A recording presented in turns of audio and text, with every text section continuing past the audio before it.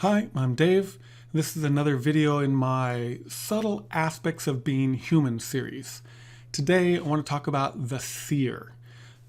This is the concept, well, if you understand this concept, the things that happen to you in life, the things that happen in your environment, or the things that you experience will make a lot more sense. So the seer, the seer is that the essence of your spirit inside, which experiences your life. In other words, the perception that you have of your environment and what you do with that all goes back to the seer. So think of it as the heart of your spirit, the spirit within you that doesn't have words, but it emotes out feelings, it emotes out emotions, and those emotions can be felt. So both sides of the coin are feelings and emotion. And so to help us look at this a little bit closer, we get to look at the High Priestess. The High Priestess in tarot is basically the keeper of secrets, the gateway to yourself, your being, who you are. And generally in the High Priestess always goes along with the mythology and the people, how they interpret this card, is all about somebody who knows the secrets but can't tell you what those secrets are. Okay, it is that there's a mystical aspect associated with being able to communicate with the seer. So when it comes around to it, the seer is you. You are the one experiencing things. You are the spirit. You are the element of who you are. You are your own unique awareness in consciousness. So the consciousness coming from the fool moving its way in through the magician then shows us that here, this particular concept that we see with the seer is that if you want to get to the seer, if you want to communicate with the seer, you have to understand emotions and feelings. So, thinking about this concept in another way, in order for you to experience an apple, generally you're going to see the apple, you'll touch the apple, you'll taste or you'll smell it, you'll taste it. You'll get the texture of it. You'll be able to sense how you chew it. You'll be able to feel the sweetness or the sourness associated with that. You can feel the weight of it. There's a whole bunch of different things that you can perceive about it. So all of your senses work together for the being within you to perceive the event of the apple, whatever you do with that apple. Whatever you chose from being the magician to be able to do something with this apple. Now, is it your body that experiences it, or is it your spirit that experiences it? So basically, I point at the heart with regards to it, but your spirit is all of you. It is everything that you're connected to. So there's really no limit for that spirit being within the body. That spirit is wherever spirit exists. The body is an aspect of spirit. Okay, it's not the other way, it's around. It's not spirit being an aspect of the body. The body is an aspect of the spirit. It's like our body is like an arm for our spirit. It is an aspect of what our spirit can do, what our spirit does, how we interact. So with the seer, and particularly when you think about it in the context of the High Priestess, it is about that communication. How do you communicate with it? It's like I just talked about. The senses are perceived. So there's perception that happens here. When you perceive something, there's sensation that goes along with it that the seer will forever understand. The seer will forever know. When you bite into the apple, you will forever know what the truth of that bite is about. You'll know it because you did it. Now, from the spirit, it goes just the other way too. So not only does the spirit take things in, perceive, but the spirit pushes out too. The spirit channels the other direction. And so what you'll see from the spirit will be a fundamental, raw emotion. The emotion comes out. You emote. elements from your spirit. And so this is really kind of hard to hide. Some people can intellectually suppress this, and they'll practice suppressing their emotions. But when you look at a child, or you look at somebody who is not actively suppressing their emotion, it's coming through. Or if you look at an actor can generate that emotion from within to make you believe what they're doing because they're emoting something. It makes it look as if it's divine because you, the seer, comes from a divine place. You come from the Spirit. The Spirit is divine. It's not good. It's not bad. It just is. It is the I am. So when emotion comes up, emotion tends to draw up from the Spirit, or it is emoted from the Spirit. It comes through generally without any control over it. And so emotion, need to pay attention to it. You can feel your own emotion. So this is where empaths come in. Okay, so an empath is somebody that says, oh, I am sensitive to the emotions of others. And they can feel them. Okay, so they walk into a room of people and they can sense everybody around them. And then they tend to react to that, or it draws so much of their attention that it drains their energy. They go home and hide. Now, one of the cool things about the High Priestess that shows us about the seer, excuse me, is that when you emote your own emotions, you can feel your own emotions. So set yourself aside, go to a place where you're all alone, and then generate an emotion. Think about something that helps you remember something that you love or something that you hate. Feel the emotions that come out from you about that and feel how you interact with it. Likewise, if you're calm and collected and you walk into a group of other people and you basically all of a sudden start feeling all these emotions that you know are not coming from you because you're not emoting them, then you know that your perception is reaching out to perceive the emotions of others. So you can feel the emotions of others. So here, there's boundaries here. So one of the cool things about this is that when you think about the space of the I am in your physical experience with your body, there's a boundary here. And a lot of people will recognize that as their own personal space. You stand in line in the grocery store, where do you feel comfortable between you and that person in front of you?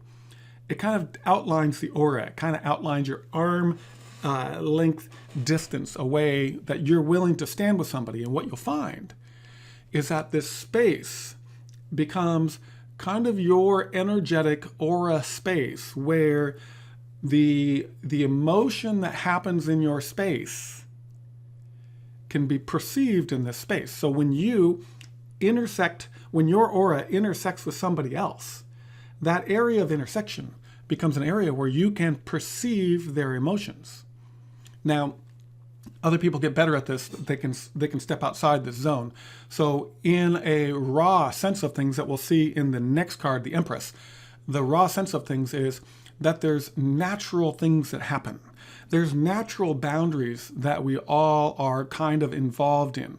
And so you can go about your normal life, and if you don't put extra awareness into it, if you're not conscious of it, thus the Fool, if you're not conscious of what's going on, then you will simply naturally stay within your bubble, and you will sense things within your bubble and deal with just that.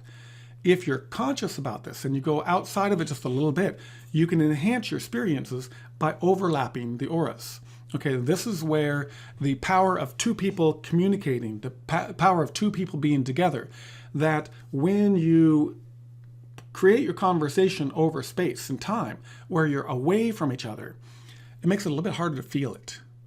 Okay, but as soon as you draw in closer to where you have experiences within the aura of each other, then you can feel what the other person's going through and immediately recognize that. Again, that is the High Priestess. The High Priestess isn't here to judge us. The High Priestess is here that she just is. It is I am about it. It is the element of communication with our divine inner self, which is through the emotions and through the feelings. perception goes in, emotion comes out. Okay? So want to be very clear about that. Emotion comes out. So emotions come from within. You generate your own happiness. You generate your own sadness. It comes from within you. It is what you put out to experience. When you generate sadness, you will feel sadness. You'll attract sadness to you. When you put out happiness, you'll feel happiness and you'll attract happy things to you. Or your awareness will naturally go towards happiness, and you'll start to see things that are happy in your environment. You'll see the beautiful flower. You'll see the blooming tree. You'll see the happy people. Okay, you'll see the in-love couple. Okay, those are the things that you'll see when you generate that good emotion or happiness emotion. Because as it shows on the High Priestess card, the card has the black and white columns. Okay, our experiences here can be whatever we want it to be. It can be dark, it can be light, however you want to do that. But regardless of that, you're going to feel it one way or the other. It's going to have the emotions, you're going to have the perception. So, the concept of I am is that you are spirit here. The body is an extension of the spirit, rather than the spirit being an extension of the body.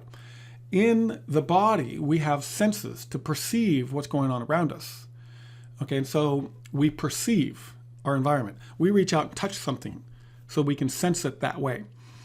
What we sense is going to build our own understanding of the situation. So it builds our own truths with regard to what we are involved in. Okay, the more awareness you put on those senses, the better it's going to be with regards to your understanding.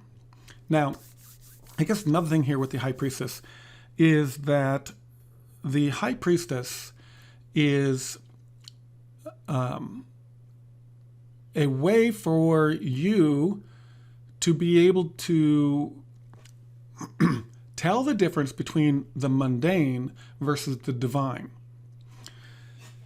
So the mundane are the things that happen in the world, the things that happen, the gossip that you hear from your neighbor or from your workmate or from other people that happen in life that don't really get emotionally excited about it. It just happens. They just chat about it. It's just the noise that happens around you. Whereas the divine is what comes from spirit in the way of consciously coming from spirit. It is spirit directly talking to you. So there's a lot of people that will have vivid dreams, or they'll have a conversation with somebody and they'll say something and they'll instantly get a recognition of insight, intuitive insight. Okay, so the High Priestess is here to let us know about this realm that we can tap into. It is part of who we are. So a lot of people see the High Priestess or the seer as somebody that it doesn't really communicate with you. But when you speak divine words, you know it, you feel it. It's an intuitive feeling. When you have a divine vision, that essence of seeing something, thus the High Priestess quite often has the crown of the pineal gland, which would be the light sensing section of the mind, which sees stuff in the other realms that are not the physical realm, but it sees it in the astral realm or in the other realms that are a little bit, that are less physical, less crystallized. Okay? Thus, everybody talking about your pineal gland being crystallized. Here it is, your eyes are seeing the crystallized world. The pineal gland connects you with the non-crystallized space. And that happens through the divine essence of you. Now, why is this part of the subtle aspects of being human? It's because when you put the effort, you put the awareness into calming your space down or learning the difference between where you end and the other person begins, you'll start to recognize when you're in the space. You'll start to recognize these elements happening around you. You'll recognize the divine in somebody else because you will immediately sense that. It is an intuitive understanding. You will feel.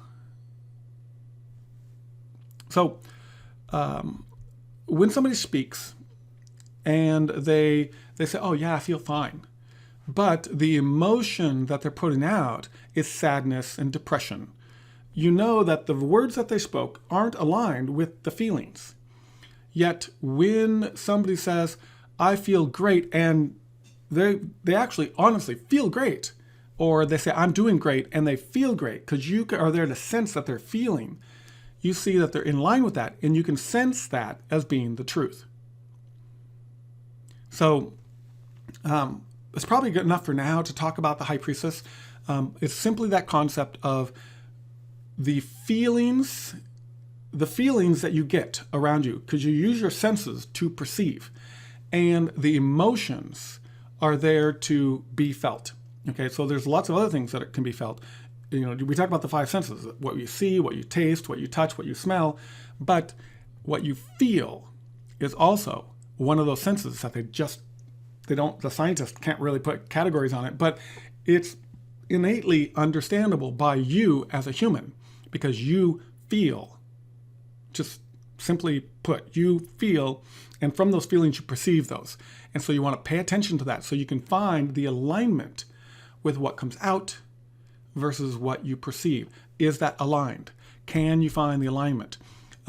When you find that they are aligned, then chances are you're really close to the truth. When somebody says something and the feelings are there to back it up and their actions are there to back it up, then chances are it's probably pretty close to the truth. And you innately have this ability. If you are human, you innately have this ability. We all have this. It is part of our fundamental understanding of being human. It is one of our subtle aspects, and it is worth paying attention to.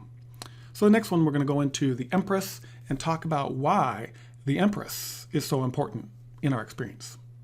Before you go, like and comment so other people can find this content too. If you think you might be coming back, feel free to subscribe. I don't put out a lot of content, and you'll be able to easily find my channel again. Also, don't forget about the website. It is a tool for you. Registering and logging in is free, and it gets you all the information about all of my cards. Or if you're feeling courageous, maybe even purchase a tarot card reading. When I do readings, I basically will have you on the phone, record you, and we'll go through this process. It usually lasts about an hour, and we'll get into subconscious answers for your questions. Another way of helping me out is to share one of my videos on your social media. Any way that you can get my information out so that it can help more people, because the information is already there. Another way you can support me is to buy my children's book, A Loving Saint, Sai Baba. I was the illustrator. I work with Arthi as the author on this book. You can find it on Amazon. And thank you for the support. May these videos find you happy and healthy.